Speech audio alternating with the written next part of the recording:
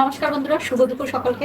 আজকে হচ্ছে দেখুন আমি কি কি রান্না করবো। এই যে কাঁকরোলগুলো, এগুলো আসলে সুন্দর করে কেটে নিয়েছি। এই যে এটা হচ্ছে নারকেলের দুধ, আর হচ্ছে এই যে সাদা তেল দিয়ে মাখো মাখো ভাজি করবো। বন্ধুরা, কড়াই গরম হয়ে গেছে, সবার আগে তিনটা লাল লাল করে ভেজে নেবো। হয়ে গেছে বন্ধুরা, নামিয়ে নেবো। সব সিদ্ধ করে নিয়েছি বন্ধুরা, সামান্য লবণ দিয়ে মাখিয়ে নেবো।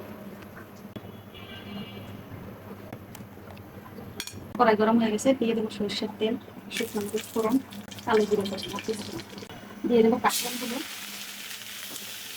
এর মধ্যে দিয়ে দেবো কাঁচামরিচ, সামান্য শুকনো মরিচ, ধনে গুঁড়ো, নাড়াচাড়া দিয়ে নেবো। বন্ধুরা, একটু মশলাটা মিশিয়ে নিয়েছি, এখন দিয়ে দেবো এই দেখুন একেবারে ঘন ঘন নারকেলের দুধ।